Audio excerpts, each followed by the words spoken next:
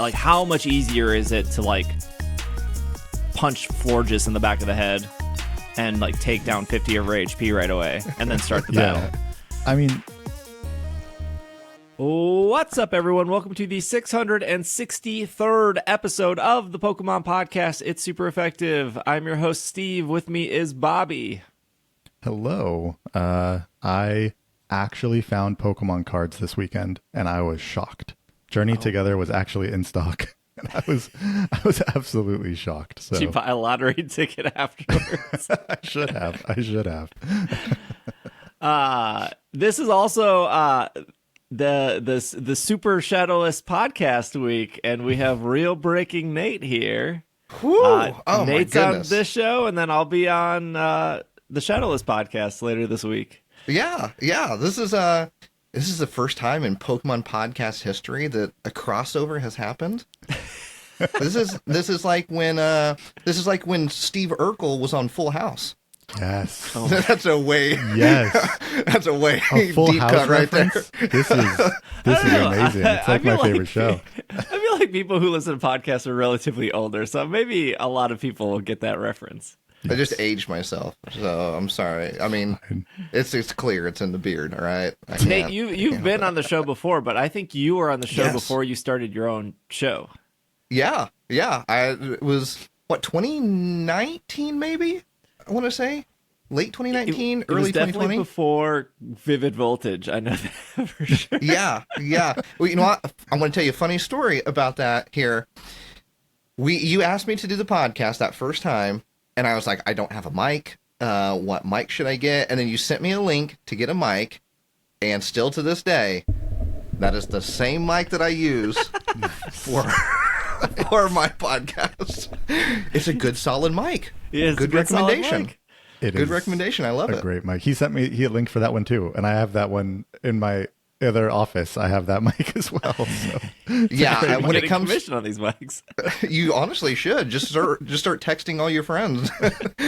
Hey, buy this mic. It was a good, solid mic, and I still use it to today on the Shadowless podcast. So, but yeah, you definitely were an inspiration for us to start the podcast. Like, I was listening to you all the time back in the day, and I was like, man, this seems like fun to just sit around, talk to your friends about Pokemon, what you like, what you don't like. I don't know. It just seemed fun to do, and so we did it.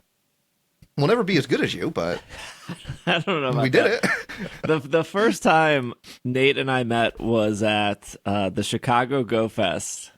Oh, yeah. And Nate came up to me and was like, "Oh my gosh, I love your show. I listen to you all the time." And I was like, "Oh, cool, thanks." I was like, "Who are you?" Total fanboy. And I typed Nate's name into YouTube, and you were like really close to 1 million, I think, at the time. You were like at like 700,000, 800,000 maybe. That would have been 2019. No, I don't even think I was close to 500,000. Really? Yeah. I don't even, because I hit 500,000 in 2020. But I looked you up and I was like, "Oh my gosh, this is a huge YouTuber." And but I didn't want to like lie to you. I didn't want to be like, "Oh yeah, sure, I heard." I know, I appreciate it. It humbled me. No, I did not expect you to know who I was at all. I just came up to you as like a total fanboy because I didn't even know you were going to be there, right? And so, I think it was like you had messaged or replied to Super Duper Danny, and then I was like, Danny, oh my gosh, you know Steve? Like, can we meet him, or is this a thing? Can we make this happen? Yeah, total fanboy. And then we just kind of became friends after that. Just slowly started becoming friends, and then next thing you know, we're like doing events together, and I don't know. You're one of my favorite people. I love you. And now we got the crossover everyone wanted. Oh yeah, I know. I think at least all 4 people were asking for it. I think. Okay, so we have a show for you guys today. We pretty much have 3 segments, and then we'll have our bonus segment, which I'll ask Nate all these personal questions that you can get behind a paywall. Okay. But we're going to talk about the restock of TCG cards. And then after the break, we're going to talk about Pocket, since there's a brand new set in TCG Pocket. And ranked mode has come to Pocket. And then after that, we'll talk about Z-A, because there was a new trailer for during the Nintendo Direct for Z-A. And I have thoughts. So let's just dive into the news here, which is off Pokemon.com. Update on Pokemon trading card product availability, March 27th. So this was like literally right before the weekend. Mr. Pikachu says, we are aware some fans are experiencing difficulties purchasing TCG product due to high demand and impacting availability. We understand this inconvenience can be disappointing for fans, and we are actively working to print more of the impacted TCG products as quickly as possible at maximum capacity to acknowledge this. Reprinting products are expected to be available at participating retailers as soon as possible. For new launches in the future, we are maximizing production to increase product availability upon release, and we will continue to reprint impacted product to replenish stock. They don't say like what sets they're going to reprint or how old. TCG product release at Pokemon Center. We are committed to providing a smooth purchasing experience and employ technology. This is the queue system they're talking about that will help products get into hands for fans first and foremost. Currently, the Pokemon Center implements a virtual queue for certain products to help provide a more seamless product process during this experience of increased traffic. We will continue to create measures for the best possible experience. We'd like to thank everyone for their support and patience as we deliver more products to fans. So, my question, because Nate's here, Nate's the TCG expert. My question is, do you think this situation is worse than when it was during COVID and Vivid Voltage and all? It was kind of like Vivid Voltage up to Battle Styles, and I feel like Battle Styles was like what kind of ended it. Yeah, people were like, oh, wait, they don't make good sets continuously? They're like, oh, wait, what is this? What's an Urshifu? Urshifu, yeah. A fighting bear? I don't know. I'm not on board on that. This isn't a fire lizard. Yeah, no Pikachu, no Charizard. I'm out. Yeah. I would say, and it's a definite yes. It's a definite yes that it is worse this time around than last time. And I think there's a few different factors that go into that, but I think one of the biggest factors, obviously, we all know the bots are a big issue. Scalping is a big issue. We didn't really have the bot issue, I feel like, the first time around. Didn't feel like it, no. Yeah, so that's a new thing. But also, I think one of the biggest things is we have all these apps. We have all these tools, which are great tools, right? They're great tools to know the value of your collection and what you're missing and everything like that. But there's all these tools that are readily available that you can just download that are free apps, right? And people are able to walk into a store and go, all right, I'm going to check the price of everything that's on the shelf right now. And they're able to know what they can flip and what they can resell, unfortunately. And we didn't have that the first time around. These tools did not exist the first time around, right? Like it was like TCG Player, and that was like really it. And but that site was still kind of like hard to work at the time. But now we've come such a long way within the short few years that we just basically have all this technology that helps resellers and scalpers out. And so I think that's one of the things that is unfortunate about this time around. Like they're good tools to have, but they also have a negative impact as well when it comes to this. But social media as well, like social media is way more popular than it was a few years ago. I mean, just with like TikTok and things like that, people are able to get information really, really fast, or randomly see a video about Pokemon cards and then go, wait a minute, I could do that. I could go to Walmart and buy out the entire shelf. That's easy. And so that's easy. I just feel like there's just more tools this time around unfortunately. So, and I'm not trying to talk bad about anybody. I'm just saying that's the situation at the moment. That's true. I did not see any Costco fights over battle styles. Right, right. And also to be fair, like I've been around. I've been fortunate enough to be there when a restock has happened. I've been to. I just got the Costco tins last week. Randomly, a fan had emailed me. Costco membership Nate over here. Yeah. I had the Costco membership before it was cool. Okay. It's all about the chocolate chip cookies. That's what it's all about. But a fan had emailed me that, hey, I just came from this Costco. They have tins. If you were looking for one, I hadn't gotten one yet because I'm not about to go wait in line in the morning every morning to see if they have tins. And everybody was fine. Like nobody, I personally have not witnessed any fighting. And so I wonder if it's just in like these really big cities that it's happening.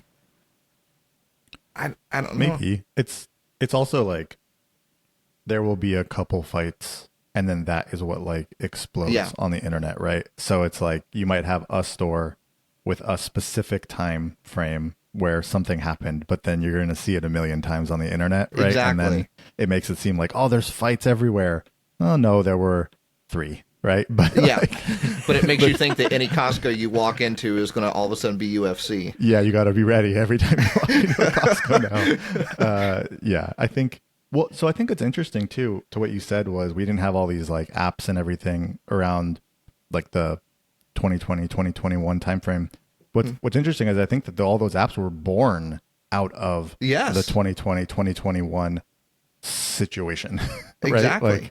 So it's like, even though we have like the waves and the dips, I feel like when the dip happened in like 2022, 2023, it just didn't happen. It didn't go as deep, right? I mean, it was still hard to get certain sets and it still is, before like the end of 2024 came and all of a sudden you couldn't get anything at all, right? So I feel like it was almost like bound to happen, but I think it was a little surprising at like that it's so much worse than it was in 2020. I mean, I think it even surprised Pokemon too at that point, honestly.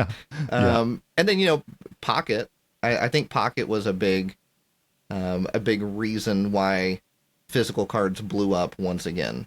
Mm-hmm. Yeah, mm-hmm. I have a chart here from TCG Player of well, this is an audio podcast, so it's kind of hard to explain. But it shows like it shows 2 lines. One's a red line that says sealed, and then another's a blue line that says singles. They're saying this is the median market price shift by months on TCG Player, and then they have a little like here's when Pocket came out, and then both of those numbers just skyrocketed after the release of Pocket. Yeah, which I've talked about on the podcast. Like this was not like an amateur move. Like the Pokemon Company knew that people would download a free app. It would get them back into Pokemon cards. They would then walk into a store and be like, man, I love this app so much. Look, I can pick up whatever on the shelf for $5 or however much a pack of Pokemon cards costs, $5.50 or something. And I personally know so many people that were like, the app has helped me rediscover Pokemon cards. Now I want to start collecting physically. Yes. And I don't think it's a coincidence that after the app came out, Pokemon had good set after good set after good set. It wasn't like no battle styles. That's but there is an influx. You're right. There is an influx of people that just genuinely want to collect or open up Pokemon cards, right? And so I think it's just a perfect storm situation, right? You have people that are back into Pokemon that genuinely want to collect. You have scalpers buying up everything because there is renewed interest in it, and I think it's just perfect storm is kind of what it comes down to. And I think in 2016. What year is it? Yeah, I think in 2016, the 20th anniversary, I think they tried to do this before. They did Pokemon Go that year. Mm-hmm. They did Sun and Moon that year, and then they did XY Evolutions that year. And it's not a coincidence that XY Evolutions has like Charizard and Blastoise and Venusaur. I think they were really banking on all these people are going to play Pokemon Go, and then when they're inside a Walmart, they're going to be like, oh, Pokemon cards on the shelf.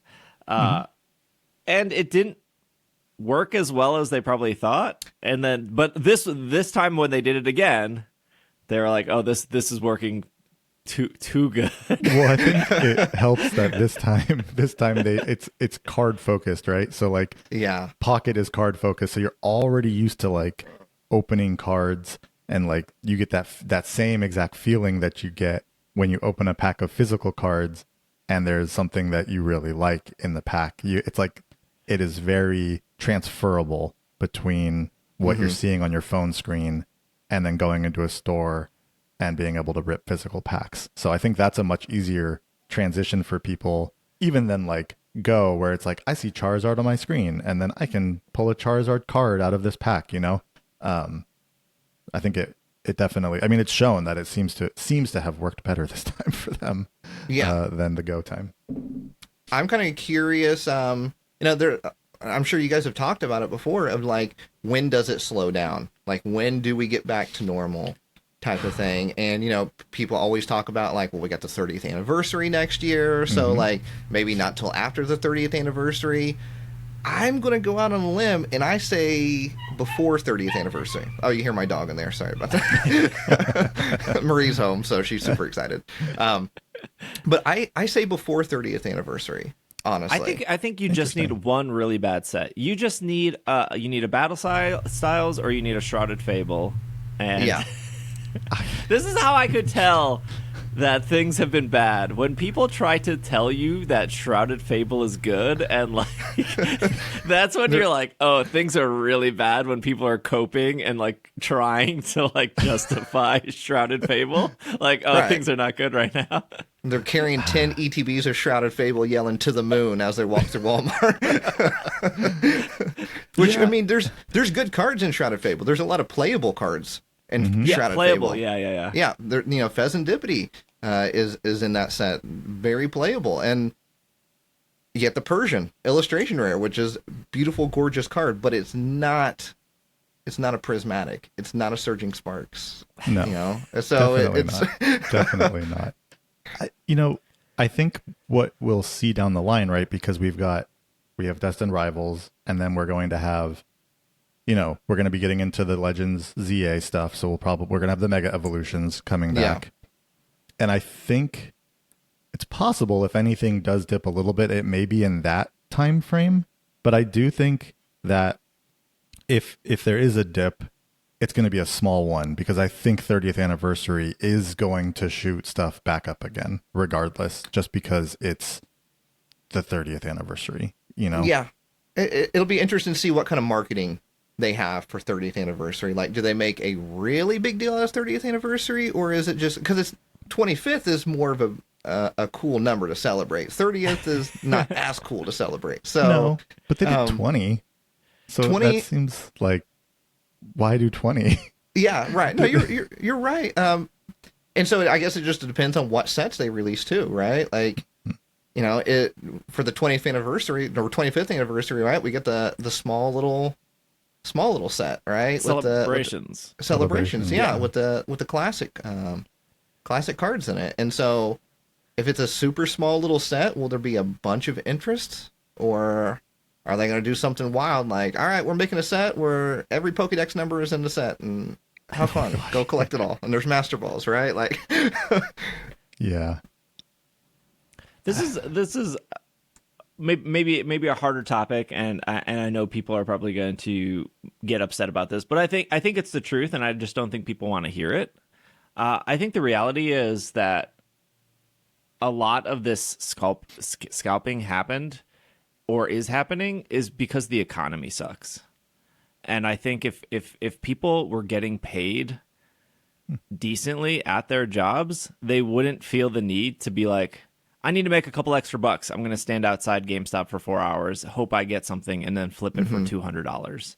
Like, I think if people weren't living off minimum wage And if people got actual vacation days and actually got like decent benefits, not every single hobby has to be turned into a business.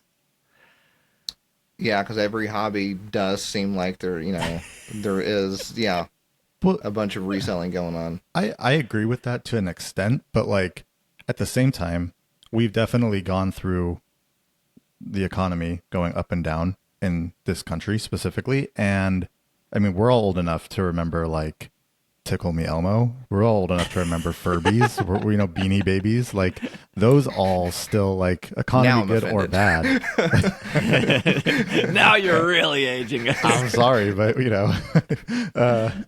I think that though we saw that same stuff happen with all of that, right? Like people trying to make businesses out of that happening, people trying to resell all of that stuff. I'm not saying that there wouldn't be scalpers at all. Mm-hmm. I'm just saying that I feel like everyone is getting in on it because it seems like the quick way to make a buck. Yeah, that's true. I think It seems easy. It seems easy, yeah. and I think that is almost influenced more by what you were saying earlier, Nate, about social media, right? So like it's easy to go on social media and watch a bunch of TikToks or a bunch of videos of people flipping cards or opening cards and pulling the big hits, because obviously no one's making videos of them pulling nothing, right? Like nobody's making those short TikToks where they I'm pull getting those nothing. Well, I get nothing quite frequently. So. I'm not saying you're not. I wasted about 90 seconds on this one. Right. So I think it looks easy to do that. And so then people think, like you're saying, they're like, oh, I can go out to the store and I can do that too. I mean, to be fair, it is easy. The thing it takes is just your time, right? Yeah. I mean, you just got to show up at Costco at like 5 a.m. 5 a.m. nothing. I've seen people, when I went to GameStop when Prismatic came out, the front people in line slept overnight at GameStop, like outside of GameStop. I can't do that. Okay, no offense to those people, Bobby, but if they had like a good paying job, they probably wouldn't be sleeping outside at 5 a.m. I am not disagreeing with you at all in that respect. But at the same time, I don't like, I don't know. I've also seen people who do have good paying jobs and then their hobby is Pokemon cards, but then they also want to make money out of it. Right. And they're like, well, I don't want to do this if I'm not making money. So especially if it's like my side hobby thing and they're like, I want to make money out of it, which I don't know. I don't totally agree with, because if it's my hobby, if I have a full-time job and this is my hobby on the side, I don't want to then make a second job out of it if I can afford, it as a hobby. But I do know people who have great paying jobs and then this is their hobby, but they also feel like if they're not making money out of it, then they feel like it's like a waste or something. And I don't agree with that, but I feel like there are a lot of people out there. We call that the American dream right there. I guess I see what you're saying. It was like the money aspect justifies doing it. Yes. In a sense. In a lot of people's mind, they think if I'm doing this and spending all this time doing this and I'm not making any like tangible thing out of it, then it's a waste, rather than people just being like, it's okay to just enjoy yourself.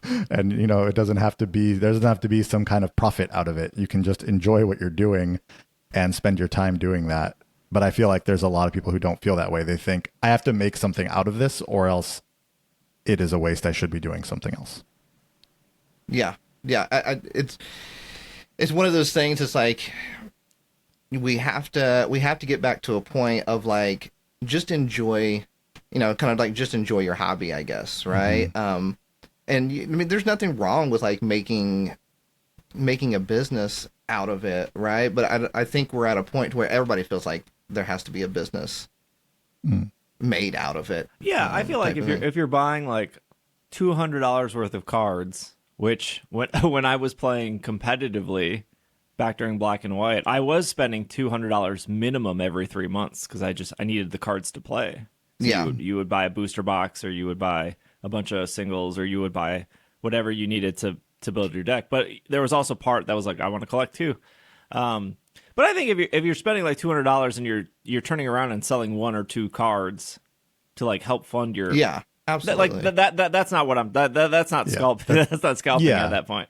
I'm talking about the people who absolutely, I know what you're going with. Yeah, I'm talking about the people who are like, what's the hot thing right now? Is it concert tickets? Is it Nikes? Yep. Is it? And then they move from thing to thing. Those people will always exist.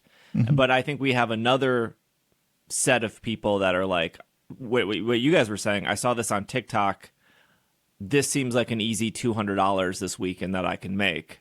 So I'm going to go out and do it. Yeah. And I'm assuming they're getting those TikToks because they like Pokemon or they're Pokemon adjacent, right? Like I've never gotten like Nike reseller TikToks. Like, I don't know where that hobby's at. Actually, I mean, I do like shoes, but like not to the extent. I don't know why. I guess they know. It's good to be able to create a business out of a hobby, like a genuine love business, right? Because if that didn't exist, we wouldn't have card shops. We wouldn't have comic book stores, right? A lot of those shops come from a love of that thing, right? And so like that type of business, like I absolutely love. I love that people love something so much that they're like, I want to make this my life, essentially, right? And I just want to share it with other people. But then Steve, like you were saying, then you have somebody that's just like, okay, concert tickets are hot right now. Okay, now it's Zuzu Pets, so I'm gonna go. I'm really pulling out the deep cuts today. It's Zuzu Pets. I'm gonna go with Zuzu Pets, right? Like that's the kind of frustrating part because you're like, okay, is my hobby next? Like, is it going to be difficult for me to go to the store and buy XYZ hobby that I'm into? I'm not discouraging having a business out of something at all, whether it be content creating, a physical card store or comic book shop. I encourage that, but it's I guess the so-called bad players that kind of ruin it for everybody and make it difficult for everybody. Yeah. I feel like we could talk about this for hours and hours on it, honestly. No, I think that's a good closing end of the segment. We will talk about more TCG stuff only in pocket form after the break. Since there's a new set in TCG Pocket, and you can buy. Well, you can't even buy as many packs as you want. You can only buy a certain amount of packs a day. But at least no one's stopping you from buying those packs. So we will be right back. And we are back from our break. All right, we got a new set, Shining Revelry. I think I said it right this time. Got it. 110 cards, Pokemon trading card game pocket. This off Pokemon.com. Uniquely colored shiny Pokemon are debuting alongside Pokemon originally discovered in the Paldea region. Shining Revelry features 110 cards, including new EX, new trainers, gorgeous immersives, ready to pull the wonderful world of Pokemon. Their words, not mine. And then they also release ladder matches, ranked matches. All your previous battles you've trained for this, you can now really test out your skills in a new mode where each victory gets you closer to serious bragging rights.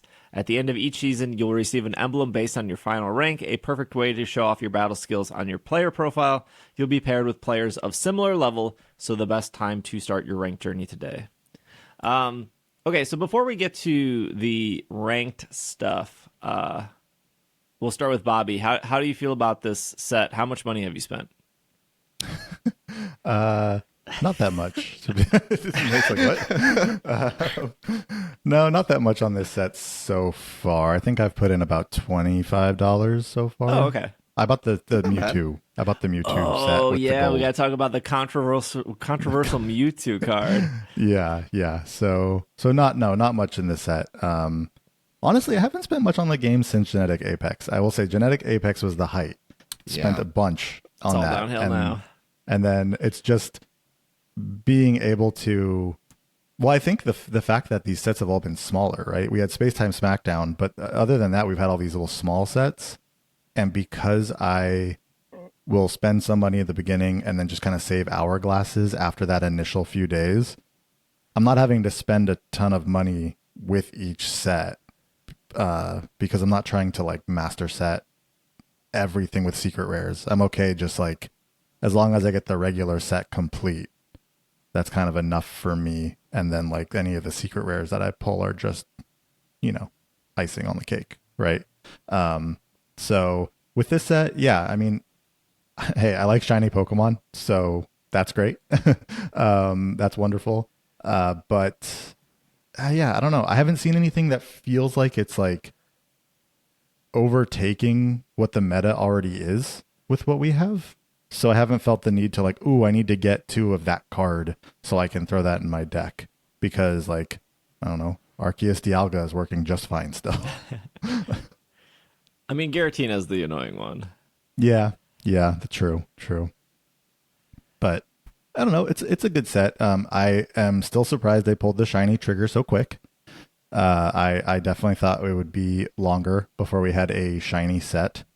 Yeah, I thought so too. But I like it. I like a lot of the arts. Some of the same artists coming through with the great art that they always do. Couple Komiya cards in there this time around, which is always nice to see. Nate, I know you would appreciate that. Oh, love me some Tomokazu. Yeah, love me some Tomokazu. But yeah, I think overall it's a set that I'm not super worried about needing to spend money on getting collected. It's fun to open, but I'm just not feeling that where I know I definitely felt that with Genetic Apex, and then I kind of still felt that even with like Mythical Island and a little bit with Spacetime Smackdown. Not feeling that so much with this set. Nate, are you still playing Pocket every day? Every day. I'm trying to remember to play it every day. That's my issue. Here's the thing, okay? Do you see how deep I am with these physical cards? There's a library behind me, a binder for every set ever released, okay? I'm in, my time gets devoted to that. No, but I am trying to like open up my free packs every single day. I've not spent any money on this one. Like you said, Bobby, I think I strongly agree with you. Is like I think the bulk of my money was spent on Genetic Apex, and that's where a lot of my spending went. And ever since then, it's just kind of like an app that I kind of check in on once a day. I'm not super big into playing it, just because I love playing the physical TCG. So. Not super big and into playing it, but yeah, I am surprised that we are getting these sets so fast. Once a month, right? Mm-hmm. At Pretty this much. point, it's been once a month. Yeah. Once a month. And so, do you think people get fatigue? I think that's a great question. I think if you're free to play, what's funny is I was talking about this. I was talking about this on my stream the other day, and a Pokemon employee came into my stream and they said drum. Gee, wonder who that was. I don't think I was being harsh. Well, this is what I say all the time when it comes to like main series Pokemon games. Is I think that I stand by this. I stand by this 100%. I think a lot of Pokemon fans don't play other games. And I think it shows when they like complain about certain things or they're confused why certain things are a set way in a video game. It's like, oh, well, if you played other games, this is like pretty common practice. I am very quickly 100% on board that TCG Pocket fans have never played a gacha game in their life. The things that they like complain about are just standard gacha things, and that's not to defend TCG Pocket. It's a gacha game. It's it's here to make money, right? But a standard gacha thing is if you stay free to play, just nothing wrong with. I'm not trying to convince anyone to give this app money. If you stay free to play, you will always feel behind. That's the whole. Oh yeah. That's the whole mechanism they're installing in you to get you. That's the psychology to get you to spend money because you constantly feel behind. So going back to your question, I think free to play players will always feel behind because of the nature of the game. But I don't know if I agree with it, but Japan does get one set a month. So if they're TCG, doing the Japan, if it works in Japan, and Japan is probably like half their market easily for this game, and as long as their money ticker is going up, I guess they're going to keep doing one a month. There's no reason not to if they keep making money. Yeah, I mean, I think if you're doing smaller sets, it kind of helps with that a little bit, because it doesn't feel like, oh, I'm not drastically behind, right? Because the set doesn't have as much as a genetic Apex does. Yeah. I think, and I've talked about this many times before, is that being a Pokemon fan and just trying to be up to date on everything, I try to have my hands in a little bit in everything, so I know what's going on everywhere. And there's so many apps now. You know what I mean? There's just so many apps for everything. And I'm like, I can't keep up with this, right? Like, there's Sleep, there's Go, there's Pocket, there's Masters, there's Cafe. And it's like, man, I can't play all these. I just can't. Yeah. I don't know how a standard Pokemon fan who loves all of them, which is probably rare, but even to like 6 apps to log into every day for like daily rewards, do one match, open one pack, feed your Snorlax. Exactly. And so I find myself that I try to stay up to date on everything, and then I'll go through periods where I'm like really into one of those for a lengthy period of time, and then it'll kind of move to another one. So right now I'm like hard back into Go. So nice. That's kind of the one that I'm like logging into every day. But you know, shiny set, everybody loves shinies. You can't go wrong with shinies. So I think it's gonna work every single time. Mm-hmm. Although I will say I guess if I was to have one gripe about the set, drama. Is that drama. There's just not enough shinies. There's just not enough shinies in the set, right? There's only 15, right? What if Psyduck was one of them though? Then it would have been okay. Well, hang on. Now you're talking about something completely different, right? That's a completely different set. There's no way that this set isn't their most popular set, money-wise. You think so? Genetic shiny? No, I bet this made way more money than Genetic Apex. I don't shiny know. I feel like Genetic's Charizard, up there. Red, shiny Pokemon in general. I think the polls on this set are actually kind of bad. Yeah. So I think you have to great. put more money in to get more polls, because the shiny Pokemon have their own rates on top of full arts, on top of secret rares, on top of the gold. It's a small set, but it's skewed in a different way that the other sets weren't. Yeah. Yeah. It very much matches the physical TCG in that way, right? It's very much like Shining Fates, Paldean Fates, Hidden Fates, where it's like you have that extra shiny vault on top of like all the like regular cards and full arts and everything. And so it does mimic that very well. But I think it's okay that the shinies are rarer. I don't know that like I want to just pull one I guess it doesn't really matter, because it's just what it is. But I don't know. It makes them feel more special because they're harder to pull, I guess. So right. I mean, it's just like if you were playing a mainline game, it'd get kind of boring, I guess, to just run into a shiny all the time, right? That's true.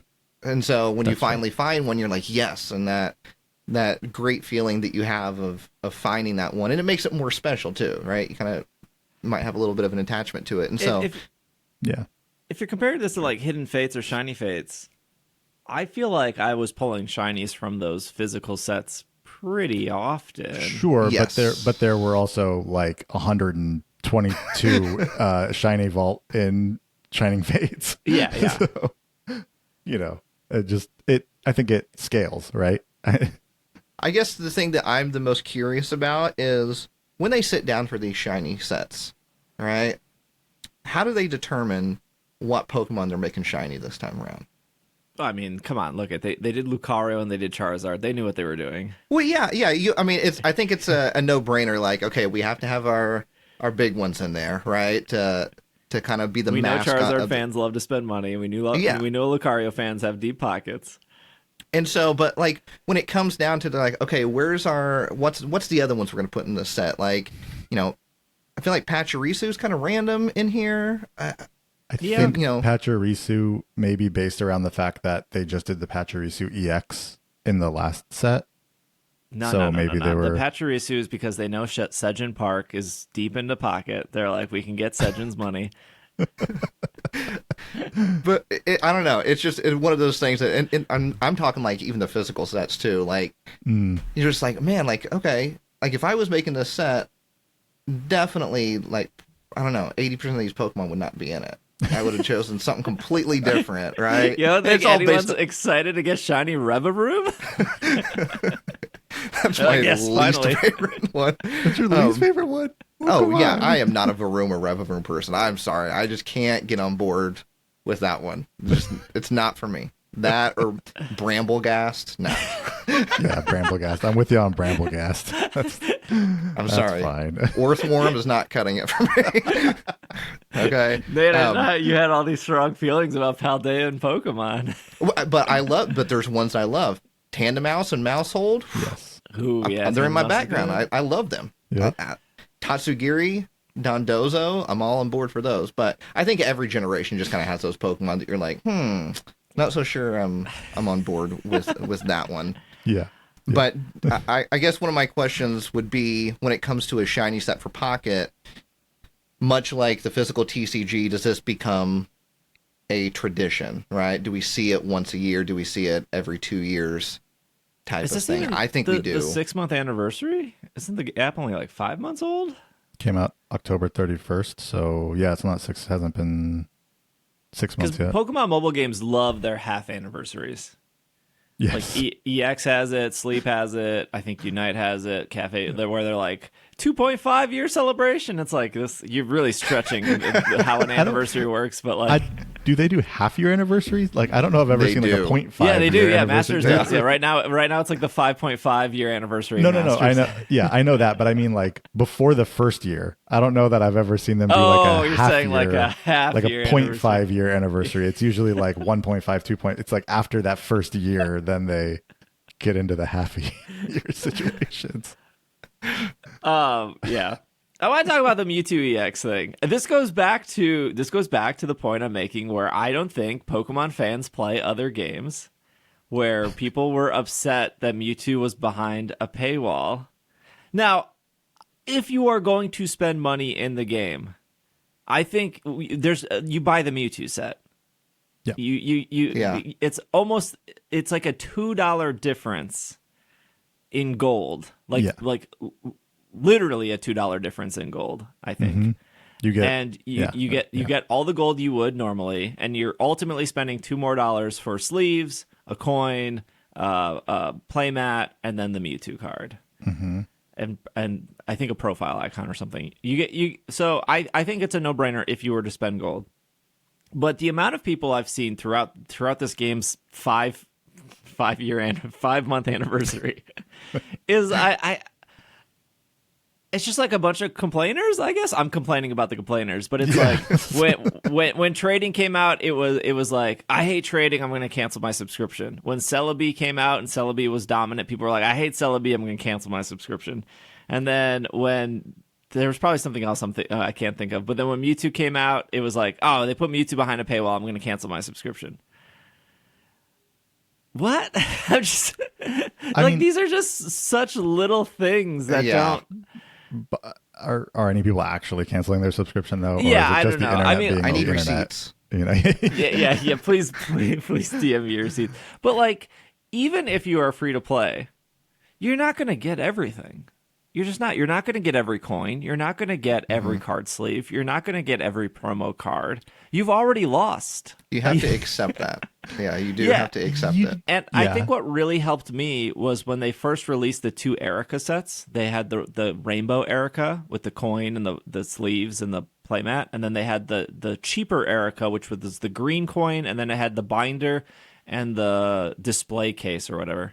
Mm-hmm. And I was just like, I could spend it was like 25 for I think the Rainbow Erica, and then it was like 15 for the green Erica.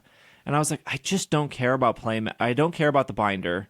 I don't care about the green. I'm never going to use the green coin. That's the reality. If I have the rainbow coin, I'm never going to use the green coin. And once I made that decision, I've already accepted I'm never going to get every coin now because I didn't spend the $15.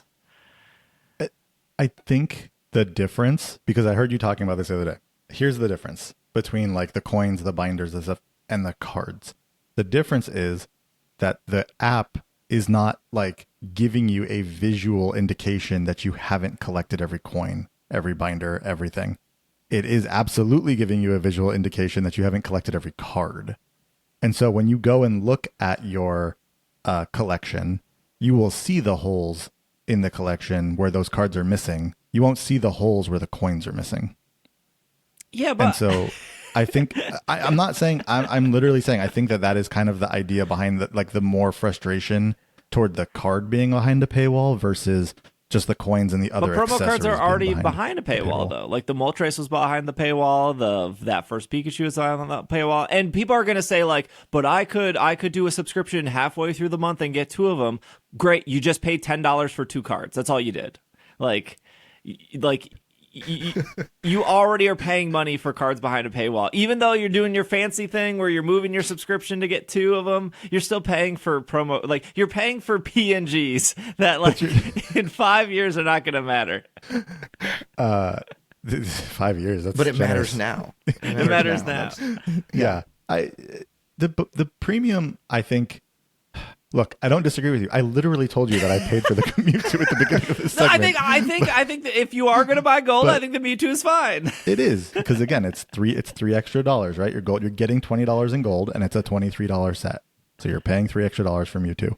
I think the difference with premium is that you're getting, when you look at premium, it's like, I think when I look at premium, my first thought isn't, oh, I'm getting a promo card every month. My first thought is I'm getting an extra pack every day of the month, right? I'm getting 30 extra packs, or 31 this month, because of premium.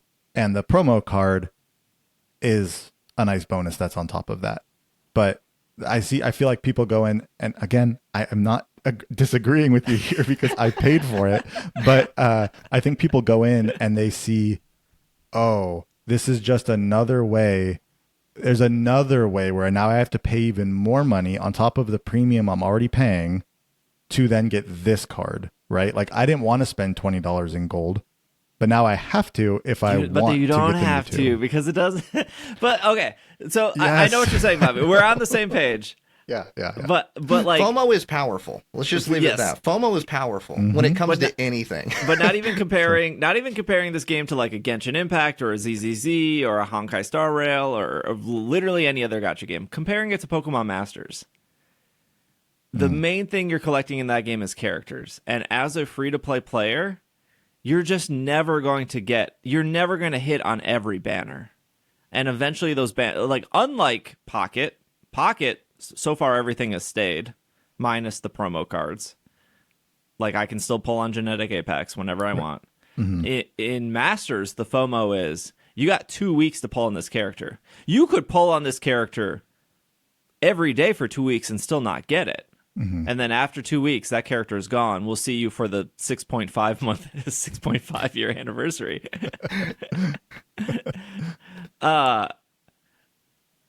It's just like, I don't know. I guess I'm not trying to make anyone feel bad. I'm just telling free-to-play players, or even dolphins, people who maybe only spend like $20 a month, because you're definitely not a whale if you're spending $20 a month. Actually a term? Yeah, like, do people use the term dolphin, or dolphin is he just making that up? Okay. No, dolphin is the term. Okay, I've only ever heard whale. I've never heard dolphin. Yeah, no. Dolphins are like $20, $30 a month. Like, I would even say maybe like $100 a month, because you're not a whale at $100 a month.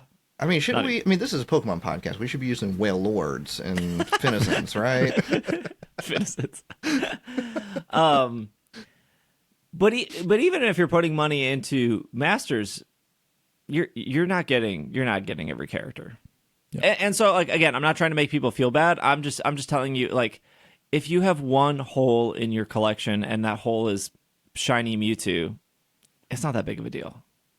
Like you're stressing out about the wrong things. You should be stressing out about what time you should get to Costco in the morning, and if you remembered your boxing gloves or not. That's what you should be stressing out about. I will say, when Pocket first came out, I was definitely under the mindset of like, I wasn't worried about collecting every coin, every binder, all that stuff, but I was worried about trying to get every card. And then it finally, I think by accident, I missed a promo. I missed a promo too. Yeah, and then that kind of forced me to just be like, oh, I'm just not going to have everything. And I'm okay with that. I'm okay with just enjoying the game and not having to get everything. I'm already trying to do that with the physical TCG, all right? I don't need to do it with the digital as well, okay? Yeah. So you're not a true TCG YouTuber, Nate, if you don't have every card in every game. So it's one of those things of just like, I think I was kind of forced to just accept it and be okay with it. And like, I'm fine with being a free-to-play player and, spending $20-ish every month on the game where I see fit, and just enjoying it in that aspect.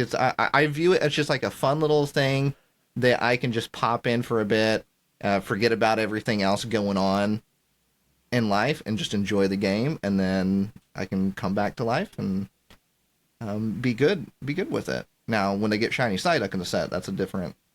Maybe Mewtwo is teaching everyone a good lesson. Once you miss that first promo card, you go, huh? Okay. Yeah.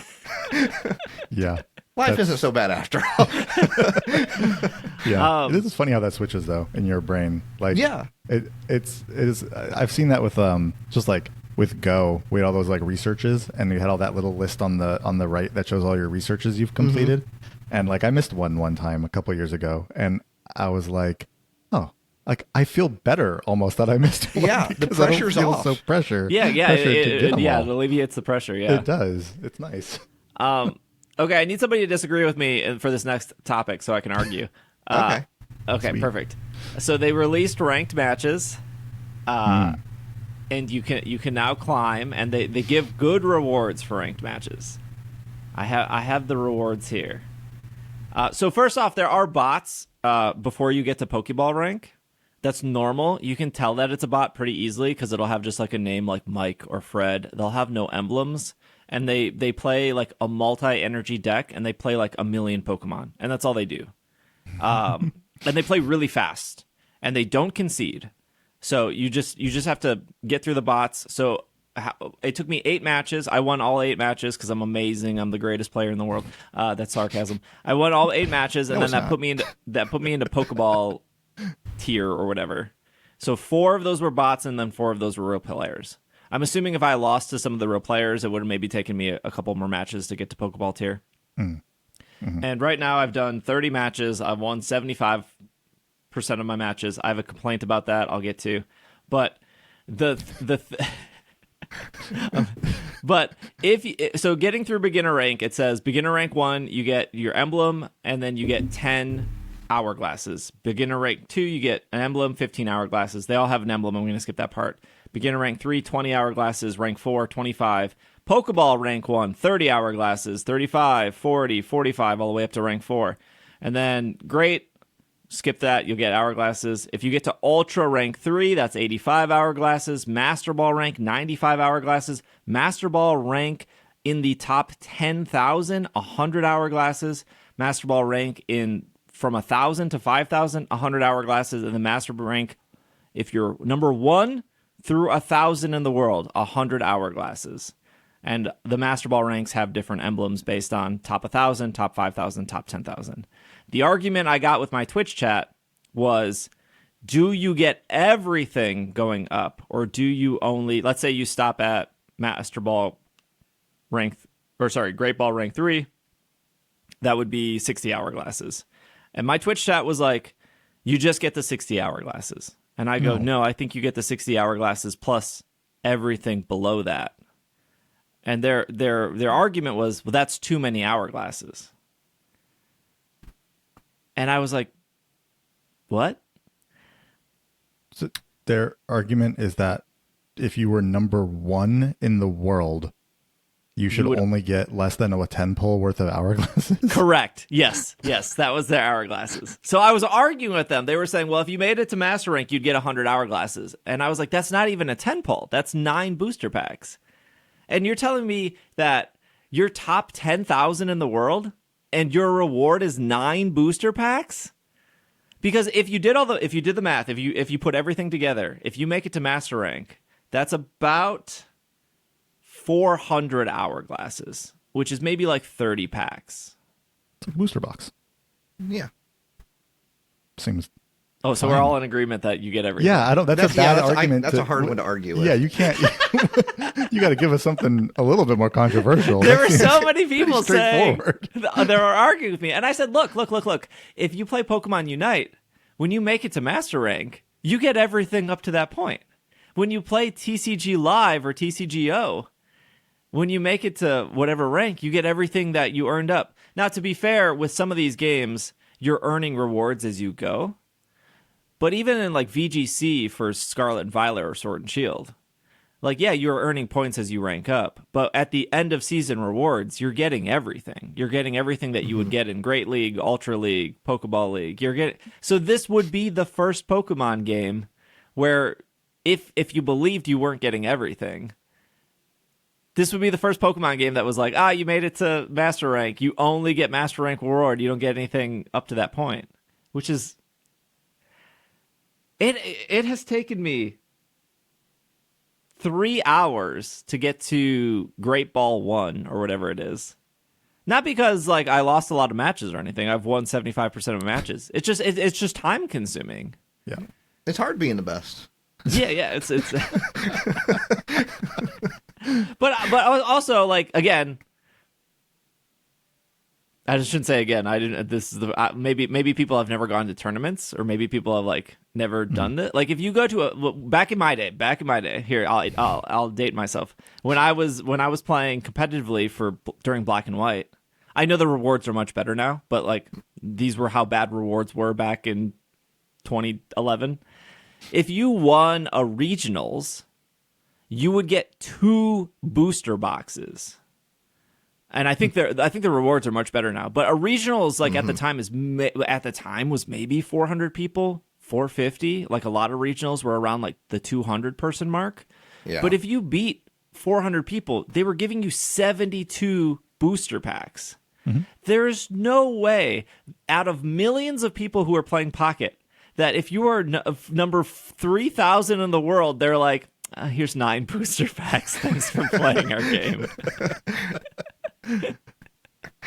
Yeah, I don't know. That just, yeah, that's tough. I was really expecting an actual controversial thing here. Yeah, this seems I can't argue with it on that. Fairly straightforward. Like you would get everything. Yeah.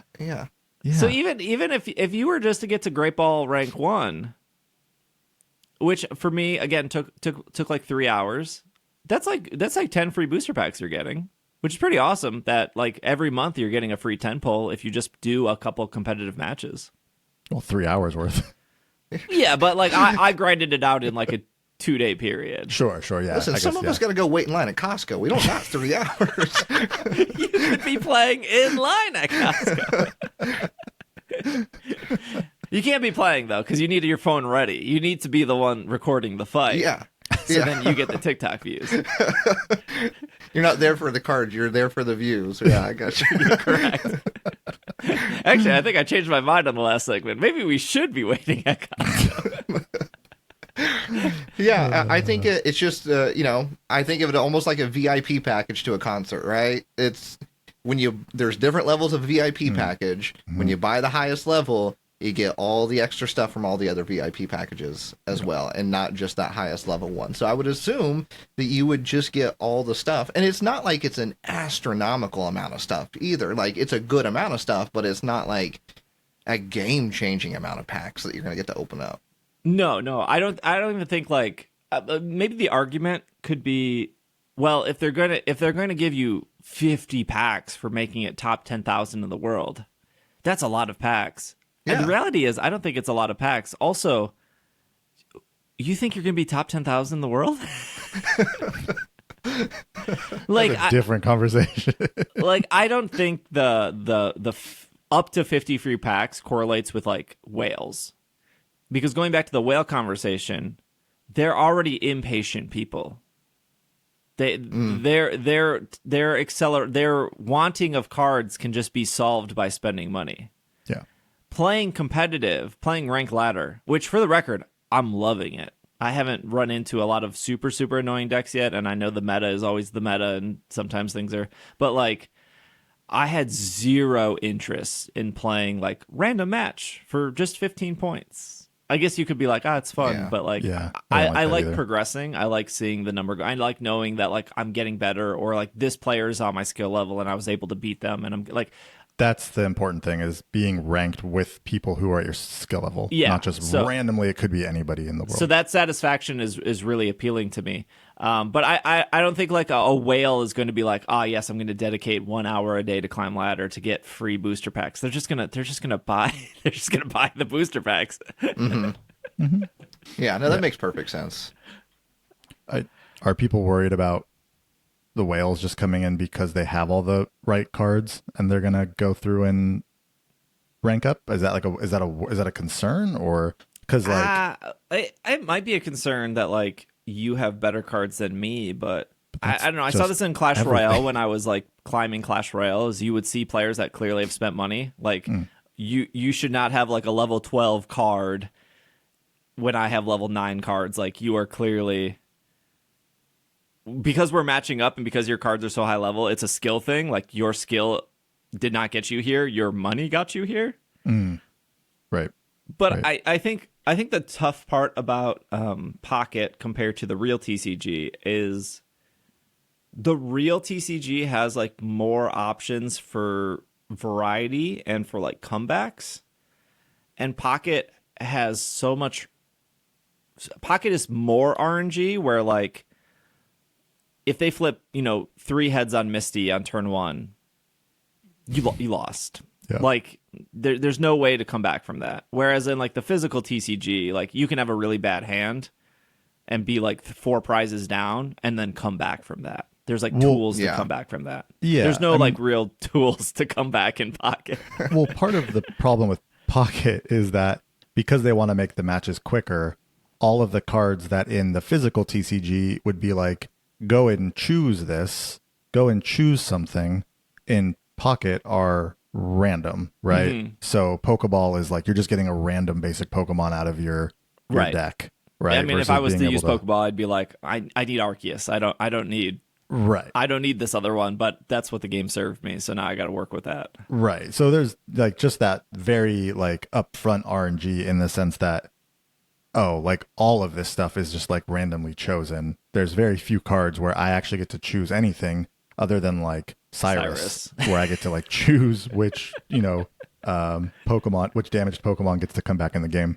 But I think that right there just makes things a little bit more harder to come back, because like you can't have similar strategies that you can have in the physical TCG when like, if I pull this, it's going to allow me to like make a decision that I like can go, choose something versus in this. If I pull this, it doesn't really mean anything. If I pull the Pokeball, I might get what I need, but I might also not get what I need. And then it's just a waste, Yeah. Well, that was the end of the segment. I'm pretty sure you get everything. Circling back. I'm pretty sure you just get it all. Yeah. It would be really weird if you didn't. I can't imagine being top 1,000 in the world and get 9 booster packs. Yeah. I'm not even going to get to anywhere near top 10,000 in the world, but I'll be frustrated if people who got up there only get 9 booster packs for doing it. I'm waiting for Pocket to show up for Worlds. You know it's going to happen, right? Like, yeah. I don't, obviously not this year, but but soon. San Francisco, 2026, maybe. I would be like, there's a bunch of grassroots tournaments, obviously, for Pocket, and there's always different winners, and there's always like decks. But I would be curious if like somebody went through all those tournament winners and been like, oh, this person has won consistently. I don't know if that exists. I haven't looked at it closely enough, but now that there's a rank ladder, that's going to show that people can consistently climb it. Yeah. Even though there is a lot of RNG, and even though, you know, the meta will always be the meta. I don't want to come on here and complain about like Giratina Darkrai because that's the current meta, but it was before it was Celebi Superior, right? It was Mewtwo Gardevoir. You're just going to complain about the strongest thing. That happens in the real TCG too. Oh yeah, it does. Okay. Speaking of real things, we're going to take a real break and then come back and talk about the trailer that was shown in the Nintendo Direct for Legends Z-A, the day and night cycle. And also, there's battles in that game too. So we will be right back. And we are back from our break. All right, the good stuff. The Z-A stuff.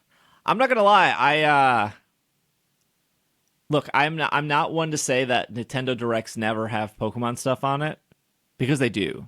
Like, there was a whole Nintendo Direct that was like Luigi's Mansion and then Sword and Shield. It was like literally a Nintendo Direct for those two specific games. I do think that Pokemon has outgrown Nintendo in the fact of, well, we can just do our own thing. And what are you going to do about it? But Nintendo being the publisher, I'm sure they try to strong arm Pokemon into like, please give us something. And I don't want to start off being negative, but I feel like Pokemon gave Nintendo the bare minimum here with this trailer. Really? There was no new Pokemon, no new Megas. It's been 1 month since we got the first official trailer. I wouldn't expect them to like break out a whole second like giant reveal literally 1 month later, I feel. Yeah, that's why I think this trailer was just kind of a little lackluster. Okay. I don't know. I don't feel it was like lackluster. I wasn't expecting like I was hyped by it. Oh, you were hyped? Yeah, I got kind of hyped by it for sure. The day and night thing was real cool. Yeah. I don't think, like, in my head, I don't think day and night is like a selling point to a game. I just assume that every game has day and night cycles. Sure, but like the fact that they're focusing in on it makes me feel like the game will be different day and night. And that can lead to, I think you pointed this out earlier this week, that can lead to a smaller map having more to do because there are different like things happening at different points in time. Oh yeah. Yeah, I think the worry is Lumia. I think the worry is the game is getting placed in just one singular city, and Lumios, based off the map they showed us and the map on the website, the city doesn't look that big. So yeah, you can go on roofs. Maybe you can go underground. But yes, I think the whole point of the day and night cycle is the city will feel like a brand new city at night, and it will feel as a different city during the day. That's not exciting to you? That's exciting to me. That's when the city comes alive. Yeah. At night. Come on. They created their own problem of making a city too small, and they're like, "This is we're now selling you the solution." All right, let me read the press release. When a night falls in Lumia City, a battle zone with red borders made from cutting-edge holographic technology will appear somewhere within the city. Trainers compete in these battle zones from dusk until dawn as part of the Z-A Royale, a fierce competition where participants start at rank Z and they work their way up to rank A. Only the strongest will claim top rank. And they say here you also get 9 booster packs when you make it there. And those who reach rank A may also have a one in-game wish granted. As players navigate the competition, they'll encounter other competitors and friends who will test their skills, like either Urbane and Tawny? I don't know how to... Tawny. Yeah. During the day, trainers can explore wild zones to catch and train Pokemon in preparation for the battles at night. When the battle zone becomes active, timing and strategy are key to landing surprise attacks and provide critical advantage, and escaping higher ranked opponents may sometimes be necessary. To succeed in Z-A Royale, players must make both of the most of the day and night cycle, strengthening teams for any challenge awaiting in Lumio City. And that's it. That's the whole press release. So pretty tiny. I don't want to sound negative. I don't. I feel like the questions, the statements I'm asking aren't of like, I'm upset or I'm annoyed. I think they're genuine questions that multiple people have. And so here's my first question. People loved Legends Arceus. They loved that you throw the Pokeball, run, you see like a little outbreak of Teddy Ursas, and bam, bam, bam, bam, bam. You've caught all 5 Teddy Ursas really quickly, and you keep running. You're picking up items. That's what people loved about that game. They didn't love the 7 battles that you had against Volo and his Togepi. That game had no battles. So to change to what they're saying is a very battle-focused game, that's weird. And again, that's not bad. I'm saying this just to open conversation, and because I think some people feel this way. If you loved catching and you didn't like battles, and you're like, Legends Arceus is my favorite game, this seems very different than that. I think it depends on how much the battles are a part of the story. Because it feels like a lot based on this trailer. Well, maybe, but like, do you think that what goes into getting from rank Z to rank A, right? Like, we don't know any of that. I mean, it could be 26 battles, right? Or it could be, you got to do 3 of each, 3 of each rank or something. It's not so much to say, yeah, there were like 7 battles in in Legends Arceus. And I'm not really exaggerating that number. It's not a lot. No. As someone who really prefers catching Pokemon and things like that over like the trainer battles, I did appreciate that. I really loved Legends Arceus a lot.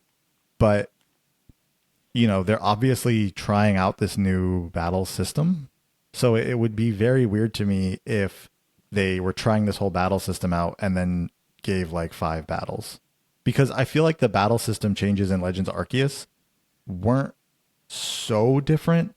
They were different, but they were still like turn-based battles in some respect. Whereas this is a departure from that in a way that if they didn't have something where they wanted to focus on battles, it would be weird for them to introduce this whole new mechanic for battling. Nate, I have no clue how you felt about Legends Arceus or Scarlet or Violet or Sword and Shield recently. You said you're hyped for this, but like, yeah, I mean, well, I'm a Kalos fan too, so I think that in general, it's getting me hyped. But I think when it comes to this, you have such a drastic difference, like you said, right? Legends Arceus being more based on the catching of the Pokemon, right? And this one being a little bit, as it appears right now, we don't have all the information. We still kind of have bare bones information on this game. And this one being a little bit more, as it seems, battle focused.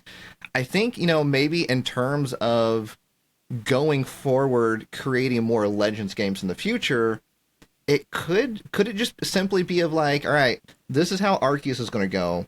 This is how Legends ZA is going to go. We're going to get the feedback. We're going to see what works best. And then we'll know how to make these games going forward in the future. I mean, that could be why we're seeing it go in this direction. Maybe there was a huge fan base that was left out of Arceus. It was like, I really enjoy the battling. And so this is just not for me. And then now this time around, they get served dinner. And they get to enjoy the aspect of the game that they like, and so it could just be something as simple as that. I think I'm hyped either way. Honestly, like we're in a fun region in my opinion. So, but also like I said, I don't think we just have enough information about this game overall. Yeah, I mean, I guess I'm worried that the things that people liked from Legends Arceus are scaled back for newer stuff. And there's nothing wrong with new stuff. I love when they I didn't like the battles in Legends Arceus. And there wasn't a lot of them, but I'm glad they tried something new. I don't think it worked, but I'm glad they tried something new. You know, like I'm glad they tried a new way to breed in Scarlet and Violet with the picnic stuff. I don't think it worked. I don't know a lot of people that were like, yes, I prefer this new method. But they tried something new, and so that's always good. I think there's a whole conversation about this active action-based battle thing, which watching this trailer like 40 times, I still can't figure out how it actually works. Like you see the moves like charge up kind of like in like an old Final Fantasy like 7 or 8 or 9 where it's like, okay, once the move is charged up, you can do it. Which is fine. I mean, ultimately that is still turn-based, right? Because you can't you take your turn when your meter charges up. They take their turn when they're metered. So that is some form of turn-based. But we still don't fully know how like the dodging works. I will say that in this trailer, it doesn't look like anyone's dodging, minus the one time they like dug underground. But like the Snivy versus the Totodile, there was no dodging. The Florges versus the Lucario, there was no dodging. They were just standing there like a regular Pokemon battle. And that's cool, I think. I think what I did appreciate about Legends Arceus was that you could catch Pokemon the new way, the action-y way. You go bam, bam, bam, bam, bam, caught them all. And if you weren't like good at that, because let's just be frank, if you're not good at action games, a lot of people like Pokemon because it's a turn-based RPG, right? Mm-hmm. Like, I like the old Final Fantasies because they're turn-based. I don't really like 15 because it's not turn-based. I still like the series. It's just, I don't like it as much. But the cool thing about Legends Arceus is you could still catch Pokemon the old traditional way. You can just run into them, start the battle, do your false swipe, throw your Pokeball. Like, it's still there. So I'm optimistic that, like, maybe there is this, like, dodging, action-based mechanic. But maybe there's also just this, I just want to stand here, and then when my move fills up, I'm going to hit my move. When their move fills up, they're going to hit their move. And that's fine, too. I think I think that I think more options are good. Yeah.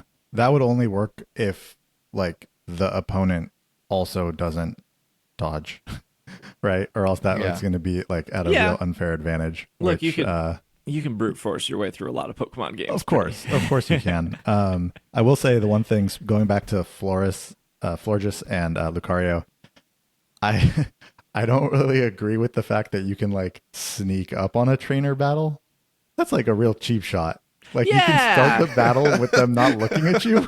That's wild. I feel like, okay, so the going from Z to A, which I guess is probably one of the several puns on the name. Sure. Like I'm sure the name also has to do with Zygarde and AZ and all this stuff. Going from Z to A is just like Pokemon Journeys. And I don't know if you guys have seen Journeys or if our audience has seen Journeys, but like there are Ash does battle gym leaders in Journeys, but Journeys is all about the coronation and like ranking up. So like in some episodes, Ash will be like, I'm ranked 20,000 and my Rotom is beeping and there's somebody who is 16,000 near me. And then they battle and then Ash beats him and then he goes up. And then there are some gym leaders who are ranked a certain rank as well. So number one is I don't think this game will have gym leaders in the sense of like you're getting badges. I think like there will be a powerful trainer who might be a gym leader who is ranked like S or U or whatever. And those are like checkpoints throughout the game of like, in order to get to the higher letter, that you have to beat this specific person, which is like a cool thing. But again, if you watch Journeys, it's just Journeys, where like Leon was ranked number 1. And then, like, Volkner was, like, ranked 40, and then Ash beat Volkner, so now he's ranked 40, and Volkner moves down. So I don't think there's anything like that. I also don't think you're going to go from Z to Y to X to... I can't do the alphabet backwards. I think there will be jumping, because the Florges girl, she was ranked D, and her Pokemon were only level 45. So that must mean that C, B, and A are what, like 50, 55, 60? And if you're going from Z to D, and D is 45, that's only like a 2-level difference. Assuming you even start at 0, which you're not starting at 0. The Z guy that he's battling at the beginning, he was level 13. So I think you're probably skipping some letters, or you can skip some letters. Right. Which is why I was thinking like it might not be as big a part of, it might be integral to the story in the sense that you're going from Z to A, but it might not be. Maybe it is 7 battles, and maybe you're skipping 3 letters each time. You know, I mean, like it doesn't have to mean that it's 26 or more battles, just because they do have ranks Z through A. Wait, I want to go back to your point, Bobby, where you said you didn't like that you could just cheap shot somebody. Yeah, I also don't like that you could just run from a trainer battle. Like, this doesn't seem like a very organized tournament here. If you're cheap shotting people and be like, oh, my bad, you're too strong, I'm going to run away. Like, what's happening in this tournament structure where our rules are like sneak up and attack people in the middle of the night and also just bail on them if you're like, what? Well, listen, as someone who doesn't like confrontation, I do appreciate the fact that I can run away. Who's running this league over here? Also, they say when you reach rank A, you'll get a wish. We just got Jirachi and BDSP. Jirachi is the wish maker, though. I mean, I was just going to ask for some Pokemon cards. 9 booster packs. Can I get, like, maybe 12 free booster packs? Can I get a prismatic ETB, possibly? That's my wish. One Umbreon, please.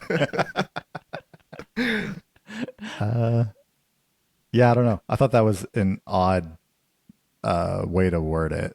Like you get a wish. Yeah, only the strongest will claim top rank. Players who reach rank A may even have one in-game wish granted.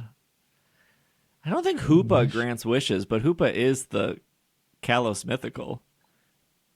Is your like wish to open up like a wormhole so Hoopa throws you through to like Unova? You're like, my wish is to go to Unova.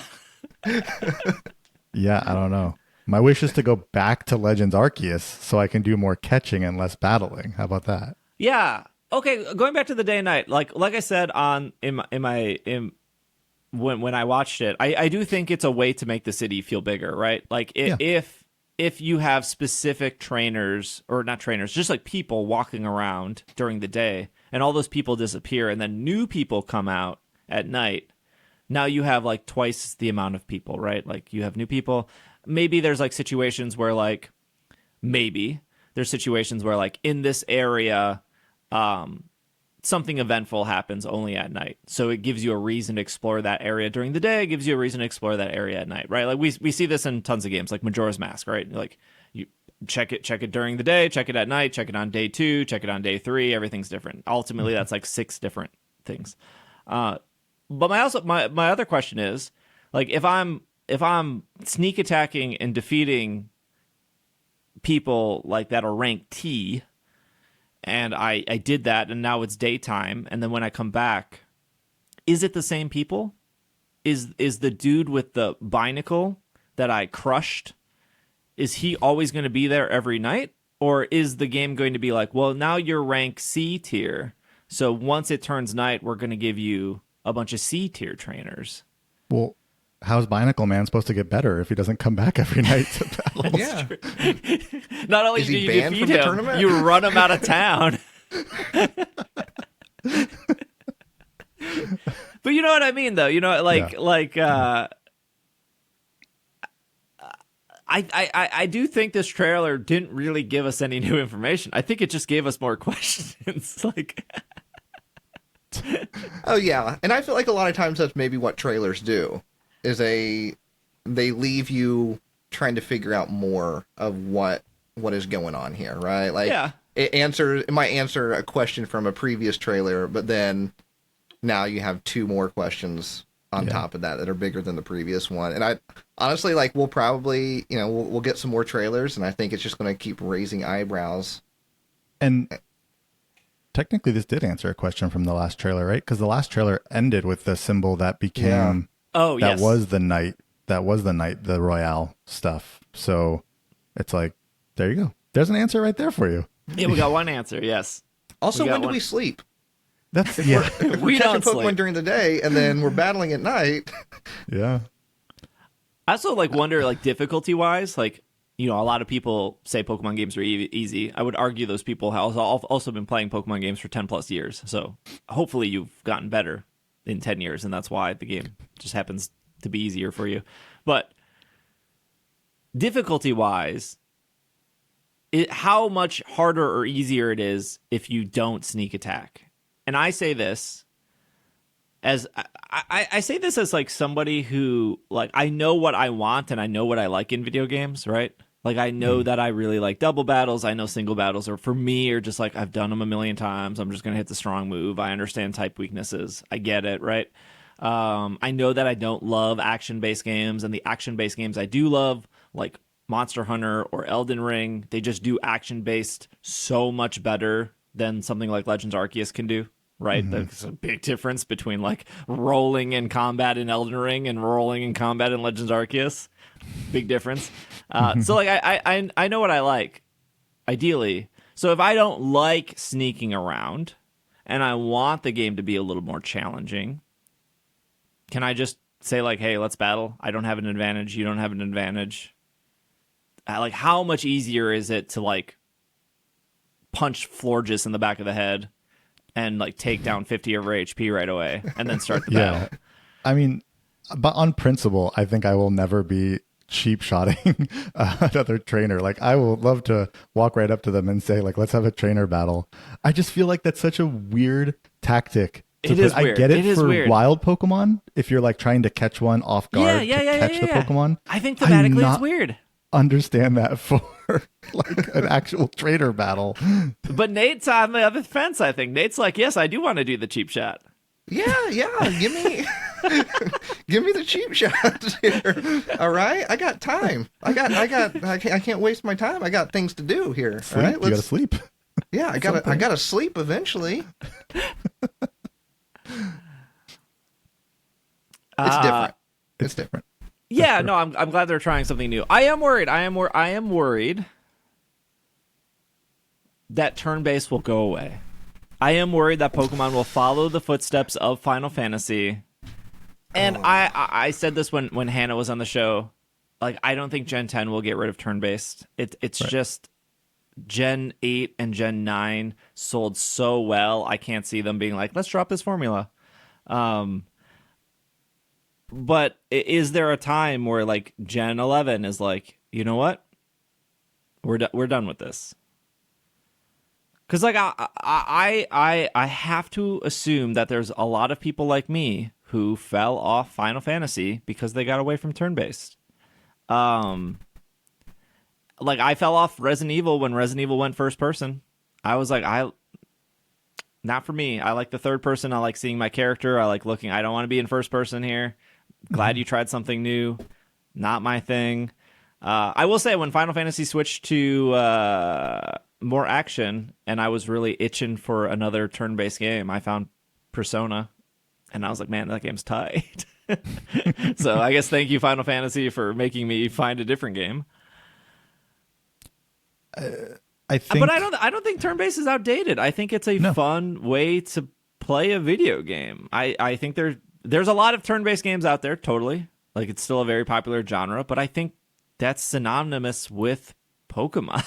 Mm-hmm. Yeah, that's why I don't think it's going away. And I mean, we haven't even seen how this game's going to play out.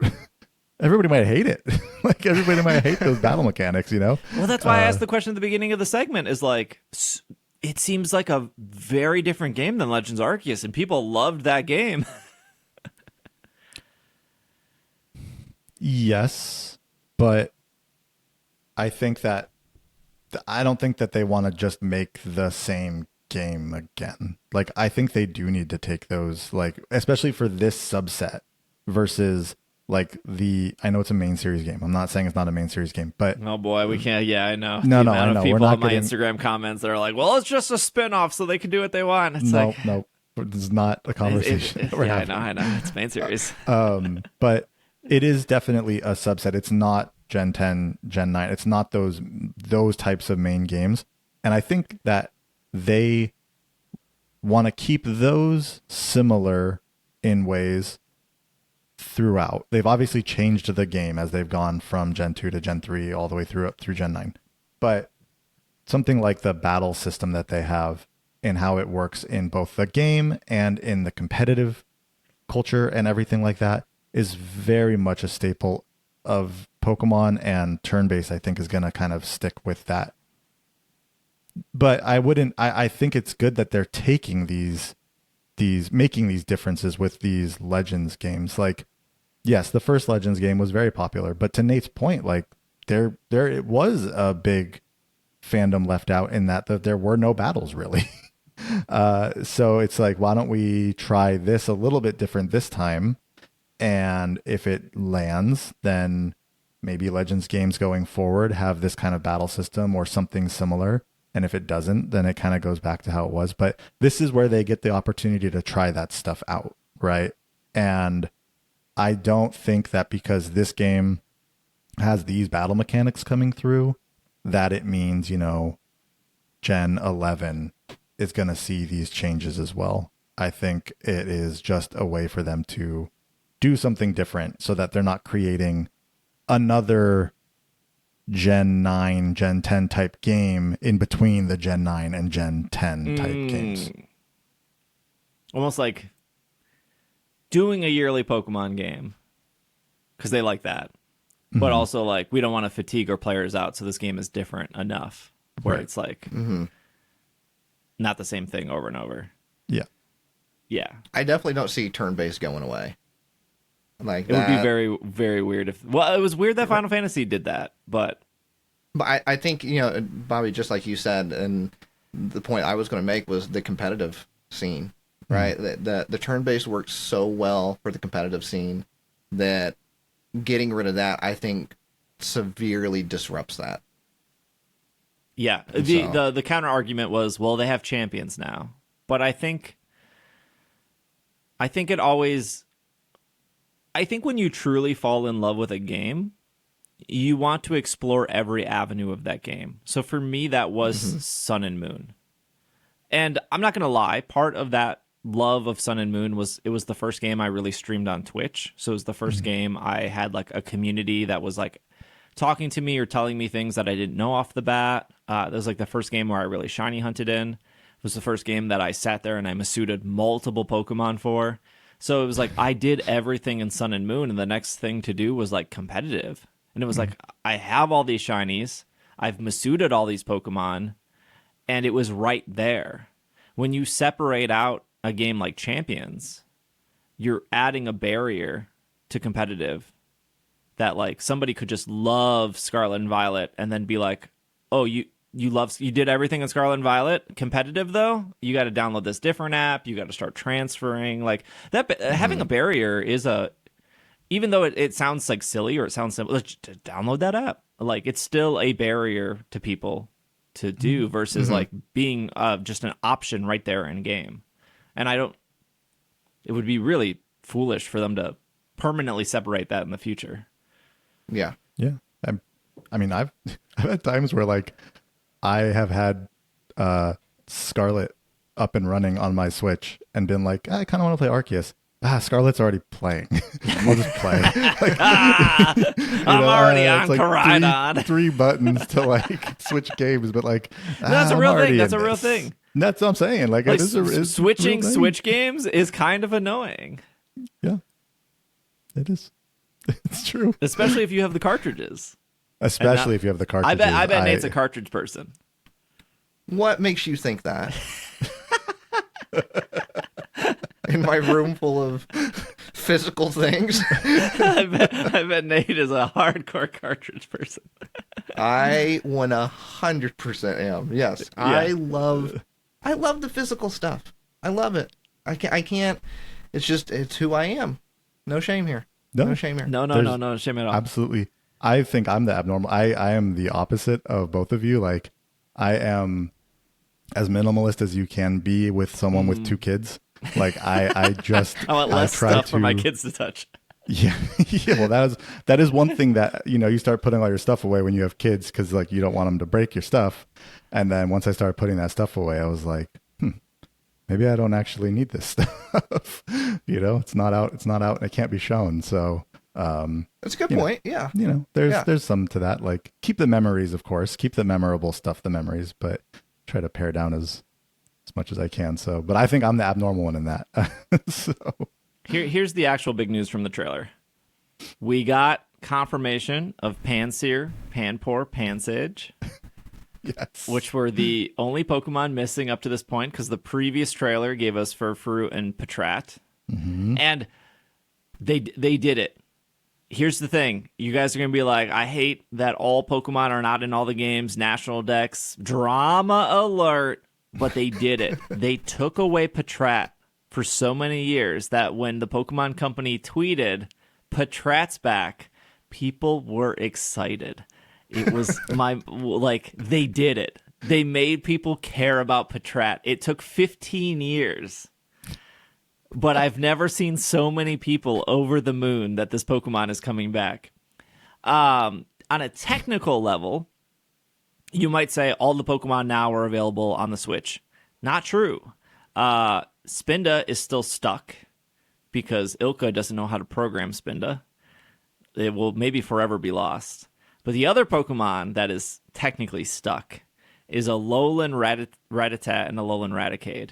You can get one in Let's Go Pikachu, Let's Go Eevee, but it's not yours. You can't. There's nowhere you can transfer it to breed it or to make more or to put it into another game. So, like, all the other Pokemon, ideally, you should be able to... Well, that's not true either, because, like, I don't think there's going to be breeding in this game. So, but you could catch as many Pansear as you want, I guess. But, like, if I wanted a Alolan Rattata, I can only get one, and that's an in-game trade in Let's Go. That's sad because Alola is the best. But what better Pokemon? I know they wouldn't do. I don't know that they would do this in ZA since it's not Alola and they don't do like the regionals or whatever. But what better way than to have like Alolan Raticate show up at night in one of these battles in the sewers, like scurrying around? Yeah, that would be amazing. Yeah, I think that's the only Pokemon.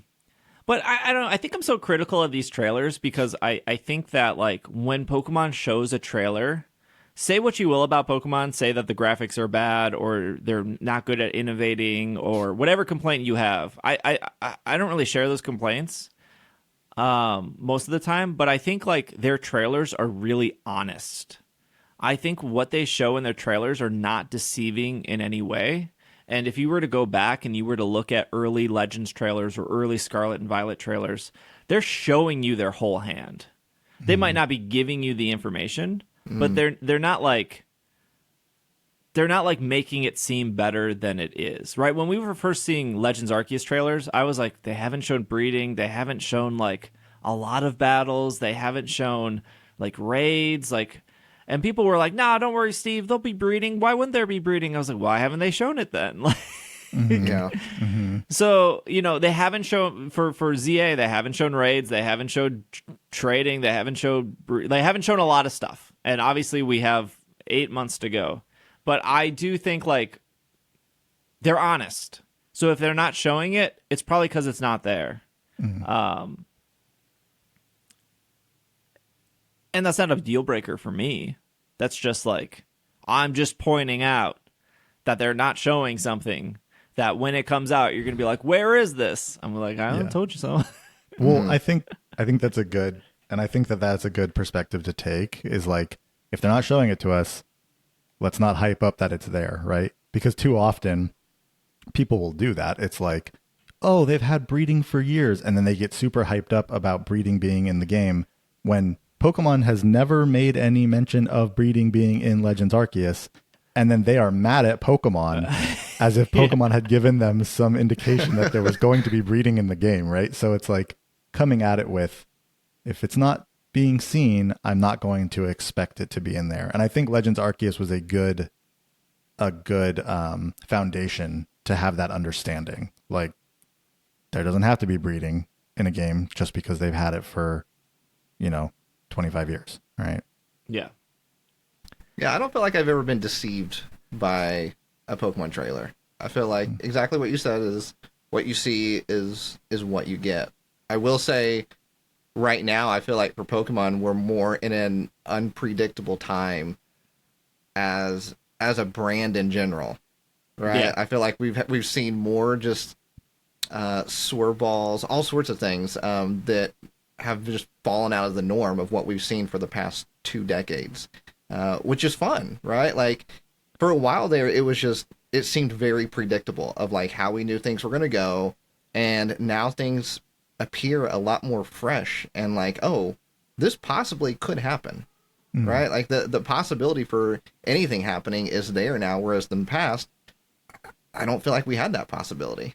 Yep. Yeah, I think that's a great point. I'm so glad that Game Freak is willing to try new things. Mm-hmm. And I wonder if they're willing to try new things because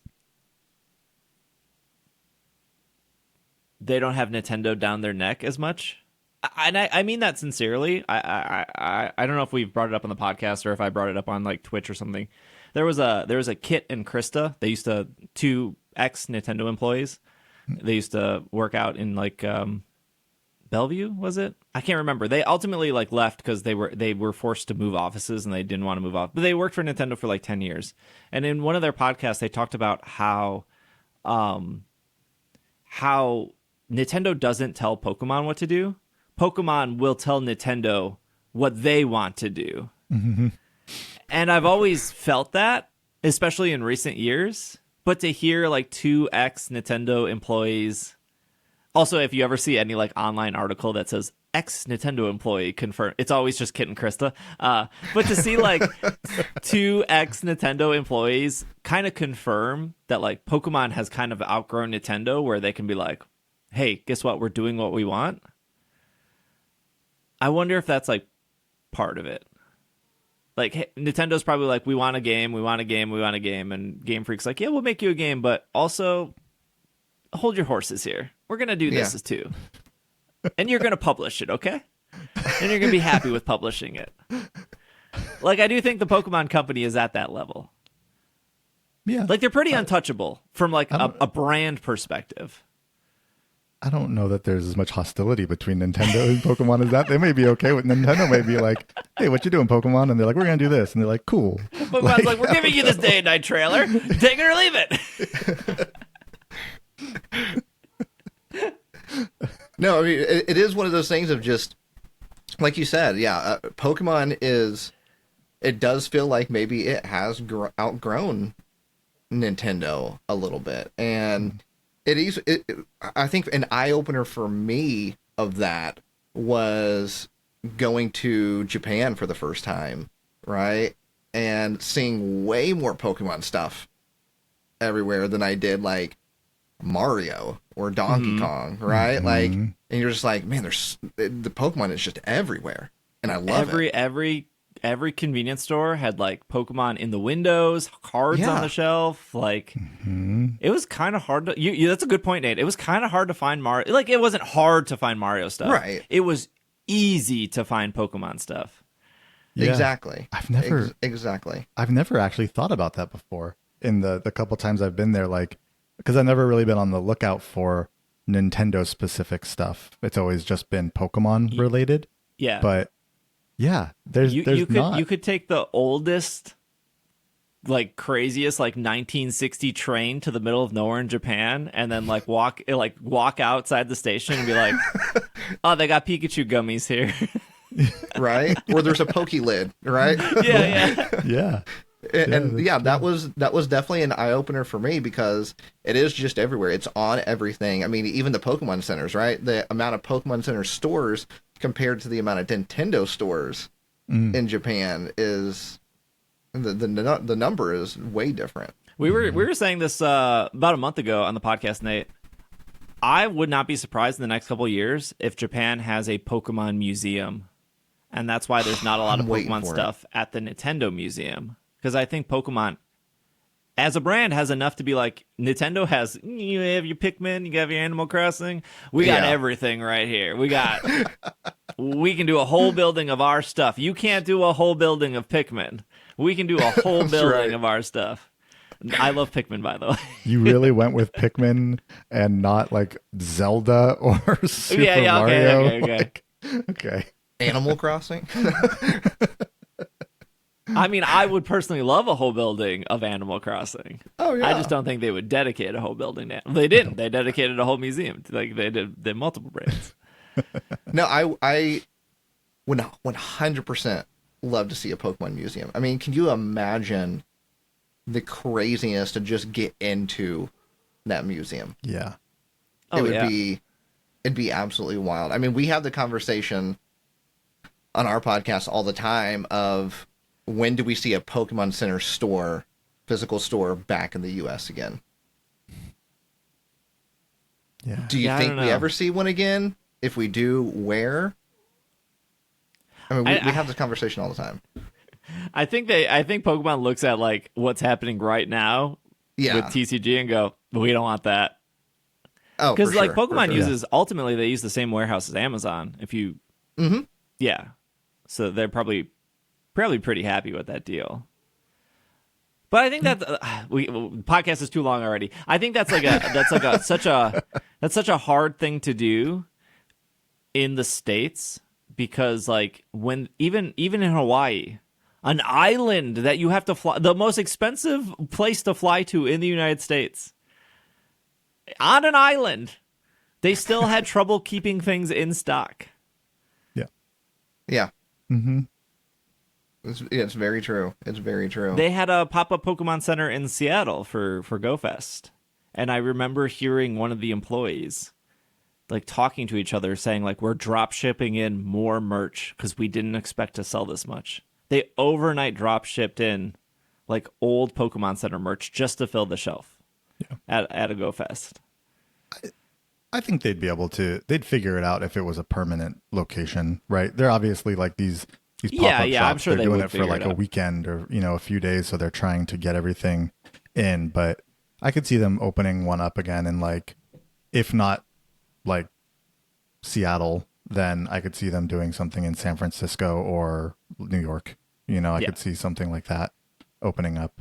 I mean, I think they're one of the reasons why people go crazy over like that pop-up stuff, right? And they're overselling and things like that is just because everybody's craving it, right? Like this is, when will I ever get the opportunity to go into a Pokemon Center store again, right? This is just a pop-up.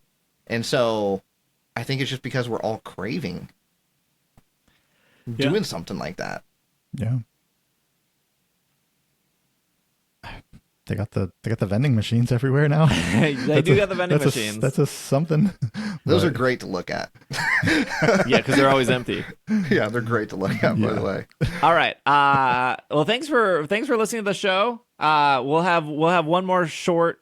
Well, not short. Usually our bonus segments are 20, 25 minutes. We'll have one more segment with Nate. We're actually gonna make the segment free on Patreon. Because we don't want to gatekeep Nate, so you do have to sign. You have to sign up for Patreon still, but you can just do the free member on Patreon. You just have to make a Patreon account, and then you can see the bonus episode. Otherwise, for $5 on Patreon, you get the ad-free episodes. You get the bonus episodes every week. But this will be our free episode of the month is the episode with Nate. So if you want to hear all of Nate's darkest secrets, patreon.com/PKMNcast. It'll if you're already on the premium feed, stick around after the credits. It'll kick in. And then if you're on the free feed, just go over to Patreon to watch the next 25 minutes for free. Speaking of Patreon, we're going to do a shiny hunting contest in Patreon where the winner will actually get a trophy, a shiny hunting trophy that I am sending them. You do have to be a Patreon member for that. You do have to be at the $5 level because that gets you into the Slack. We're doing the competition in Slack. That is going to start on April 14th, and it'll be a 5-week competition. It'll be 2 weeks of shiny hunting and then a week break and then 2 more weeks of shiny hunting. And you just have to be in the Slack, Patreon, and then whoever has the most points will get a trophy. You'll be shiny hunter of the month. It won't say that. It'll probably say Spring Shiny Hunting Competition 2025, and then it'll have your name on it if you win, and then I'll mail it to you. Like a little glass trophy, looks kind of neat. I did a mock-up on Patreon. Not final product, of course. It'll look much better. The little trophy editor was not the most detailed, but yeah. Shiny hunting contest starting in about 2 weeks on Patreon. Bonus episode with Nate on Patreon. Thank you for making it to the end. Thank you, Nate. Thank you, Bobby. Stick around if you're on the premium feed for a little longer of a show. This has been another episode of the Pokemon Podcast, and we are super effective. Evolutions is a great example of that, right? Like, Evolutions is an expensive booster box, but I'm pretty sure you can buy the entire set for cheaper than a booster box. I brought this up, the Evolutions thing, up one time on the podcast because of you, Nate. Because I watched you talk about it in a video, and that